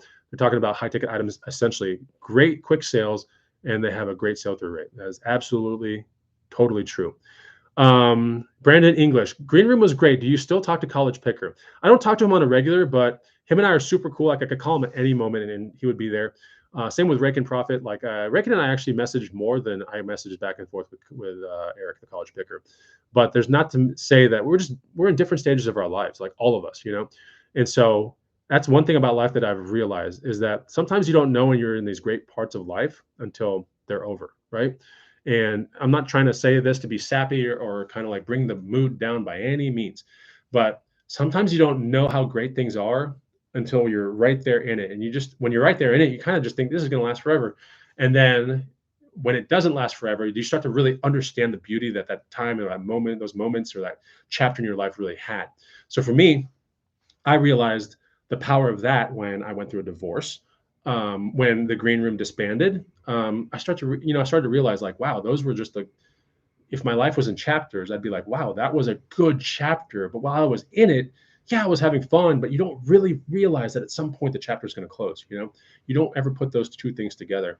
So, and same thing with like great reselling, for example, on eBay or other things. Like sometimes you don't know how great it was until something like the C word comes through on 2020, right? We got a little China virus in the air, and all of a sudden this thing just like wipes out like everything, and everyone's like getting really tight with their money. They're working from home.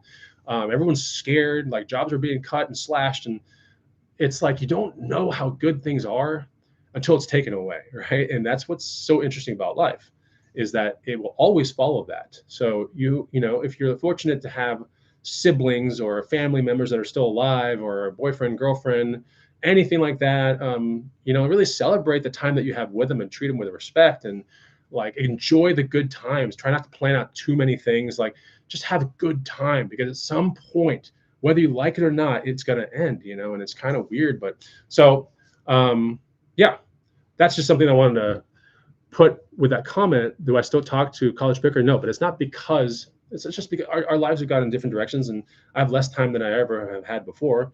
But I think if I was to do a thrift battle concept again, he would be the first person I would hit up, unless someone else is like, hey, man, I would run thrift battle with you all day.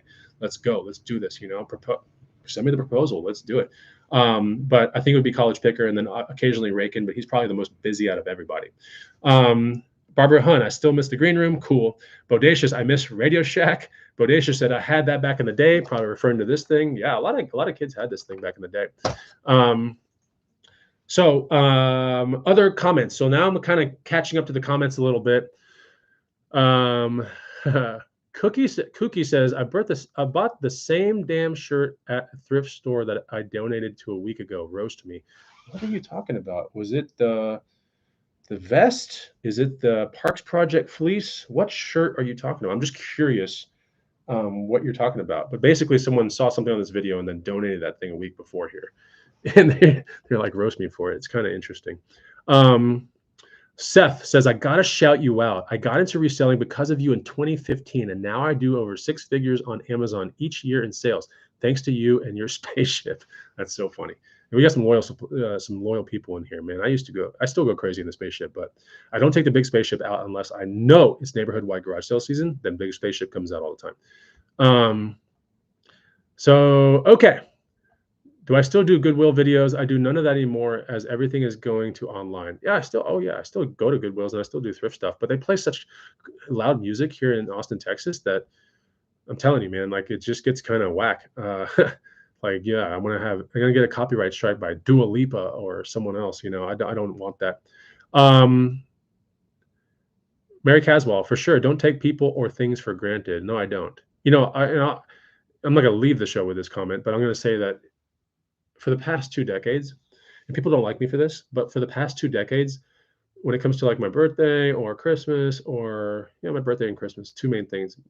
People very close to me will always ask, like, what do you need? What can I get you?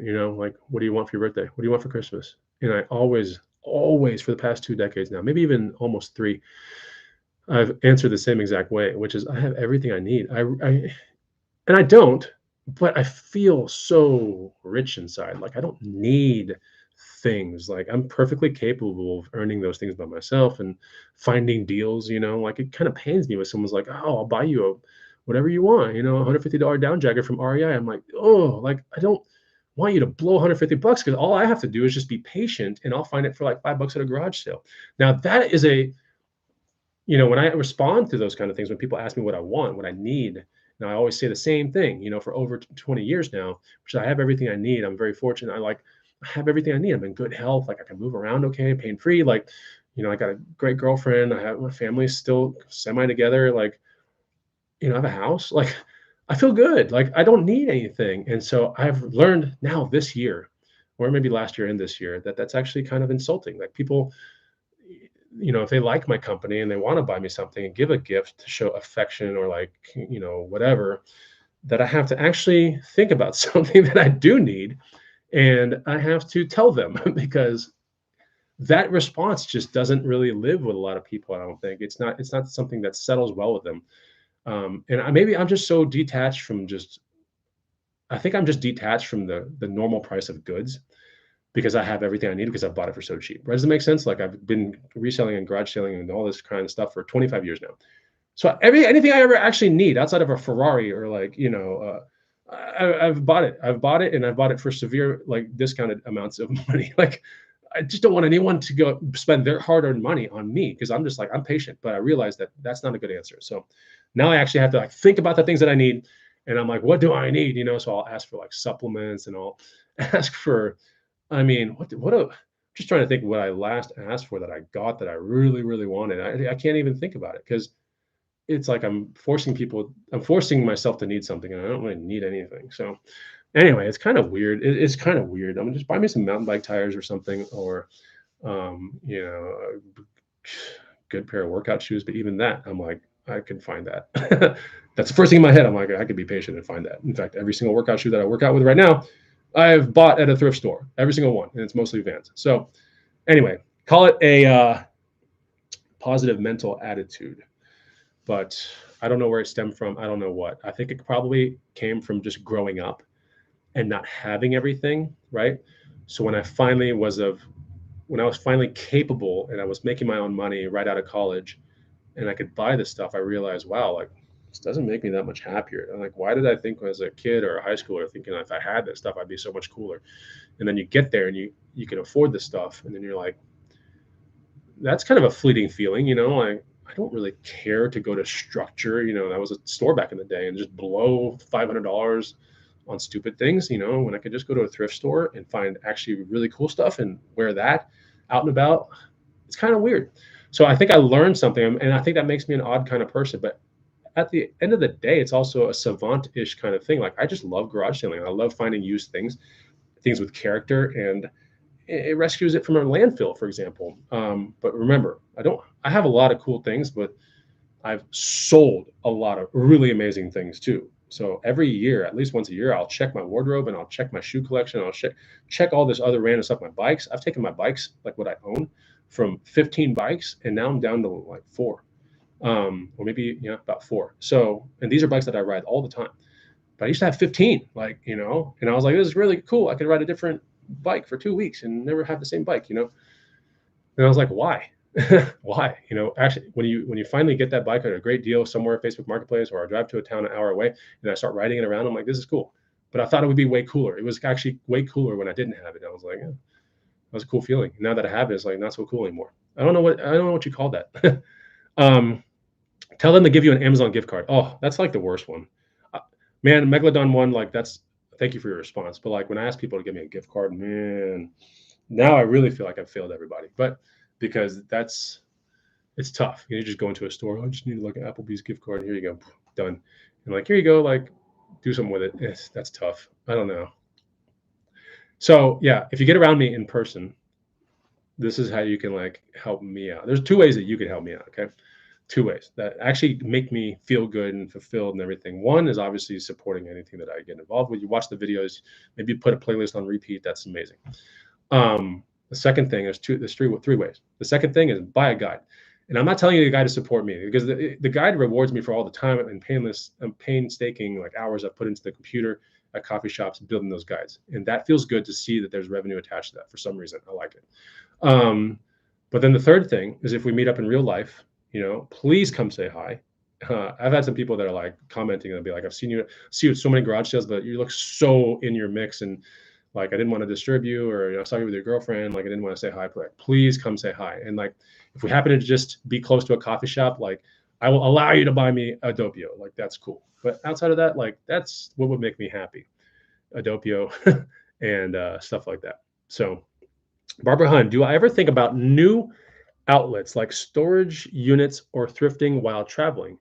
Yeah, so I've done the thrifting while traveling thing a little bit back in the day, but it isn't like an official trip. I would just take vacations and I would make thrifting a high point in the vacation. I would make sure to land myself in different parts of the US to do outdoor stuff typically, and I would go out there with like all my gear and all my duffel bags and everything to make sure that I come back making more than what I spent to go on the trip in the first place. So that was something that I would do.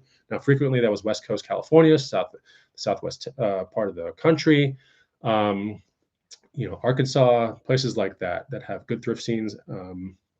Let's think here. What is another town that has a good thrift scene? Santa Fe, Albuquerque, surprisingly Durango, Colorado. West Coast is great. I mean, I like West Coast.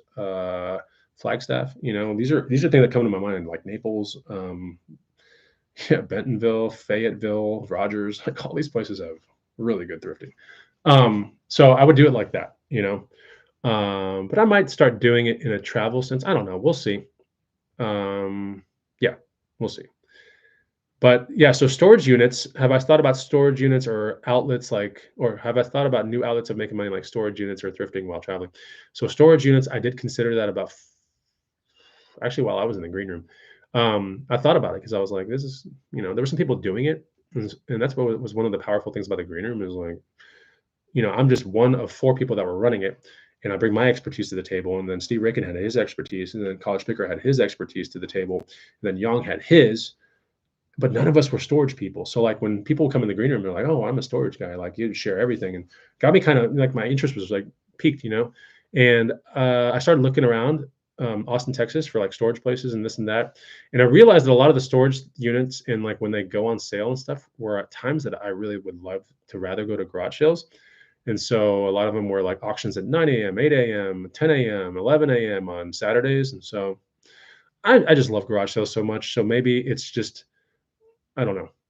And there's a whole kind of dirty aspect to it. And not to mention, there's a lot of stuff apparently you have to throw away. So I do know some friends that do it, and there's like, yeah, it's fun. You get this gigantic rise of like, feelings. And then you're like, dude, I have to like dispose of like 75% of this stuff, And so that poses more of a moral thing to me. It's like, okay, now I'm just dealing with like finding great things, but it's like not as high as I would think a show would be. Like, that's why the shows just show you all this crazy stuff.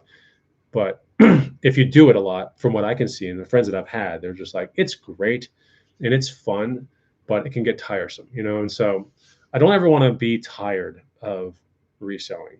It's one of the main reasons I moved away from FBA, because I was like, okay, now I'm like at the ends of like clearance racks and scanning things, and I'm indoors, and then I'm rolling up to like cashiers with like carts that are huge with all this stuff, and I'm sending stuff in, I'm stickering it, I'm rescanning it again, and then I'm like, it's just like the thrill of the hunt wasn't really there unless it was peak season, like Christmas season, when like super in-demand toys and you finally find one, finally, and that was fun. But to do it all the time, I don't think it was my thing. But that's what's so great about reselling is there's not really a dedicated way to do it. You do the best with the time that you have and the structure of your life at the moment. So if you have like a super high structured life, like kiddos and soccer games, your kids, wife, husband, whatever, you have the whole 9 yards and you have assets. And it's like, yeah, you're probably home more than often. So you probably have to find a work from home reselling kind of gig, maybe an eBay to Amazon kind of thing. I don't know. Maybe you're doing drop shipping. I don't know. But if you have more free time and you pay attention to like that, and you're like, I have more free time, but I like to be outside more, then it's like, yeah, garage sales and thrift stores, because thrift stores put me all across different parts of this town. There's a lot of places to ride and get great coffee, stop for a little bit, take out the laptop, do things, do work, and then like thrift some more. So that's kind of like how I like it. I like that right now. Javier says, are there any meetups planned? Would love to get in a lift in and hit the thrifts. Yeah. So if you want to lift with me, just holler at me. So I go to 2 gyms in this town. I go to Lifetime and I go to Lift ATX. Obviously, if you follow Bod Dam, you would probably figure out that Lift ATX was the other piece of footage that I film at. Lifetime, I don't do a whole lot of filming there, but yeah. I mean, are there any meetups? I want to do a thrift one, to be honest, soon. I think it'd be kind of cool. So you just have to pay attention to my Instagram. I think I would probably blast a majority of it on Instagram. And I would definitely give about a 2 to 4 week heads up. So like, regardless if you watch the channel and you see the Instagram a lot, you try to figure out like this weekend there's something going down, and Bonafide will be here, and like we can have some fun and go to some thrift stores and some garage sales, that kind of stuff. So yeah, I would love to again. Like I said, I'm putting a big push into building the channel back up. I say that every single time I try to build the channel back up, and then other things come into my life and it gets really busy. But this time I really want to do it. I see a humongous bright future with YouTube. I just see it. I see it more clear than I've ever seen it before. So it's like I want to put a lot of effort into it. Brandon English, have you ramped up Facebook Marketplace? Oh yeah, that's definitely ramped up now at this point for sure. Or have you always kind of put the same amount of time towards it? No, definitely not. If we look at year over year, like, yeah, there's definitely more on Facebook Marketplace now, more so than Craigslist or anything outside of eBay, and I would say that I put in more. I've gotten smarter. I don't know if it could be the same amount of time. I've just gotten smarter. Let's put it that way. So I'm more effective with my listings. I'm more effective. I do things in batching, like all kind of stuff. I'm just more effective. I don't do anything, by the way, on my cell phone. So all this stuff is done on my laptop. When I make ads and everything like that, I take all pictures with my cell phone though. And since I have Apple products, they all beam together, boom, boom, boom. Like I can create listings like nobody's business. But I do tell everyone right out there right now, if you've got something that's really good on eBay and you're like, you don't like the promoted listing feed thing and creating campaigns and experimenting a million different ways, well then, you can put it on there, and then you probably want to cross list it. It's super important. Are there any apps that do good cross listing? I'm not sure. I don't think there would be, but cross listing doesn't take really that much time when you deal with more high ticket items, right? I'm not dealing with, bales of clothing or anything like that. I'm not dealing with storage cleanouts.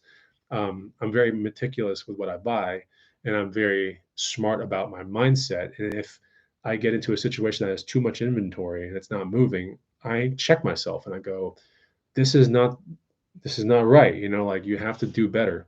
So everything I pick up is extremely highly marketable stuff. And it's like, I'm just trying to teach people like you can do it too. Remember, I've gone across the country. I've gone to different thrift stores, different garage sales, different everything. And I've seen the same stuff everywhere else I go. So like, unless you live in some podunk town and like remote nowhere, I do think that you should be focusing on at least learning higher returning items, higher ticket items, bicycles. Like you should learn it. So when you're in front of it, you're not scared and you're like, yeah, I learned that from him. Cool. I'm going to do it. I'm going to buy it. Like that's what confidence is all about. And I think if you have extreme amount of confidence, let's say in the weight room, for example, you probably had a good physique. If you have a good confidence when it comes to reselling, you're probably doing very well versus the time that you're going to put into the project, right? I'm not a full-time reseller. Okay. I have other things going on, but I do enjoy reselling a lot still. And so this channel will grow, and I will make sure to just post all the stuff that I'm finding. And I'm gonna try to at least. I make these vlogs, and then like sometimes there's like 30% of the items don't even make it on there. I don't know why. I just don't cover it, But it's not the easiest thing to be a creator. It's not. Just so you know. Ship via pirate ship. Yeah, I've done that for a little bit, and then to be honest, like the deals are still really, really good with eBay, so I still stick with that, to be honest, at this point. Nobody wants it. I've been using Facebook page for tools that has weekend auctions. Cool. I have really good luck. Yeah. And I'm starting to look at Facebook for like garage sales and stuff like that. There's Craigslist is still really good for that, but like Facebook has good insight to garage sales. So does Nextdoor, just so you know. And yeah, that's pretty much it. So I've been talking for an hour and 34 minutes. I hope you really enjoy this show. And like I said, don't forget to scroll up a little bit on the comments and to get that guy. So there's like what, less than 4 hours left to get that super good discount code launch on those links. And that's one thing I'm gonna try to hold myself to. Sometimes I would just let the price ride. Oh, okay, cool, and then get a couple extra sales. But this time I'm gonna make sure like it's important to like do it so that way people will get conditioned to the fact that if I pull the trigger early, it's the best deal. And I'm telling you right now, it is the best deal. So consider it, check it out. High ticket items to Bucks 3 and Bikes to Bucks 2.0. Absolutely phenomenal guides. Remember, I put a lot of time into this, and if I could have made the guides even longer, I would. But there just comes a point where you have to like just shut it down and be like, this is good enough for this value proposition. Like this is over and beyond. Like I'm not trying to build an encyclopedia here. Like I'm just trying to build hard-hitting items that get people like super excited to where they comment back on my YouTube feed, or they find me on Facebook, or they say some stuff on Reddit or whatever, and they'd be like, that guide paid like 100 times over, 20 times over, whatever. I've had people tell me that they found flips like the very next day and like paid for the guide immediately. So that's what I'm all about. I think it's great because after that stuff's in your head forever for the rest of your life. And so if you decide to like resell for a little bit in the stages of your life, then you go back to it 5 years from now and you start garage selling again, like this stuff is super relevant stuff that's always going to be pretty relevant. Although, yeah, 10 years have passed by since Bikes to Bucks, for example, right? So there's some things that are slightly outdated, but at the end of the day, I mean, there's still evergreen guys that are very, very, very good, So go check it out. Make sure you use that code launch. Remember that code launch, because nothing changes without that code. It's for about 4 more hours. So what I'm going to do real quick for you guys before I say bye is I'm going to put the two. I'm not even going to put the long links. I'm just going to put like the short links. Here's Bikes to Bucks right here. You can go check it out. See if it's for you. And then obviously if you're subscribed to my email list, I mean, I'm just pounding the crap out of it right now, and that's okay. That's what you do when you really like something and you have it and you want to give a good deal. So I'm going to put code launch. I'm going to go hard on like Facebook Marketplace, not Facebook Marketplace, but Facebook Reels and Instagram Reels soon. You're going to see. So there's going to be some different things coming out, and it's going to be fun. So I put the stuff in here, code launch. Go check it out. And I won't say what the deal is. Remember, I can't say it on this show, but check it out. You'll see what I'm talking about. And I appreciate this, and I want to do another hangout soon. Maybe once every other week, or maybe once a week or something like that. Honestly, I'm getting kind of hot. I thought this garage was going to be colder than it is, and it's not. So clearly the heater is working very well. But that's pretty much it. I'm kind of hungry, and I'm going to go eat some food. And I really enjoyed hanging out with everyone here. If you enjoyed this kind of show, you can put a comment later. And you can also find me on Instagram too. And you can comment. I'm talking to, probably 10 to 20 people behind the scenes on Instagram on a regular basis. They're showing me flips, like, it's kind of cool. So there are a lot of people on Instagram that if you want to connect, you can do that way. And that'll be it. And also, if you have any kind of questions about like anything, that's like thrifting related, as long as you don't like kill me and bombard me with like advice, or not advice, but like questions, I've got advice to give. Like, obviously on day one of any video, when it lands, I'm gonna tell you this right now. One of my goals before the channel like super blows up is to like get back to every single comment in the first day. It's just something I want to do. And I think it's great. I don't think many creators put that personal touch on things. And it's just like in real life, like I'm like that, I have time for people. I try to make time for people that have supported me. Someone comes up to me in garage sale and they're like, my God, I love your content. It doesn't matter what state I'm in. If they come up, see me I got seen in Sedona, Arizona, while I was in a crystal shop, for example. And a guy came up and he was like, dude, because of you, he's like 3 years ago. He's making six figures now. I think it's on Amazon or Etsy or something. But he's like, my wife and I, we started thrifting, and we moved to Etsy and some other things. And he's like, we are millionaires now. And I was like, that's crazy. He's like, you were the one who started it. So found me in a crystal shop in Sedona, and he wanted a picture, and his wife was with him, and he was like, you guys, like, you changed my life. And I'm like, this is wild, just from like YouTube. It blows my mind. So don't ever be scared to come up to me in real life. I can be a little on the larger side, I guess, as Ali Roots would have said, or Ryan Roots or Ali Roots said it. She's like, he's just a big guy, but don't let that stop you from saying hi in real life, because I know neighborhood wide garage sale season's coming up, and that's when I get stopped a lot, and I give time to every single person. And it's fun. And there's a lot of people that there's enough for everyone. You know what I'm saying? Like, there's just enough for everyone. I've been saying that for decades. Like, there's just enough for everyone out there. Like, there's no reason to like hoard things, or it's just not. Like, this isn't the bins, dude. Like, this is real life, and I'm just trying to share as much as I can. And as I get older, I'm just realizing, like, I think I made some good decisions. I think I made a great decision opening up this channel. I think I made great decisions, like thousands and thousands of videos with e-money and garage sales, and my ex-wife, and all the people that shared in the hot seat, the green room. Like, my God, there's so much stuff that has elapsed. But like, at the end of the day, it's like, why can't another chapter open up, right? Why can't another chapter in your life open up, whether it is fitness or reselling or something? Why can't another chapter just open up? Like, who's making the rules on that? And so I decided, like, the other week or a day ago, whatever, I'm like, I'm going to put a fair amount of time into YouTube. I'm just going to do it this year. It's a powerhouse, and I love it. And so you're going to see some things on YouTube. You're going to see me more often. And again, thank you for being here and watching this live stream. I think at the very top of the live stream, we had like 40 something. I don't even know how many people, but anyway, so it's nice. We're going to get this thing growing. You'll see. It's going to be awesome. I'll see you on the next one. Take it easy. Goodbye.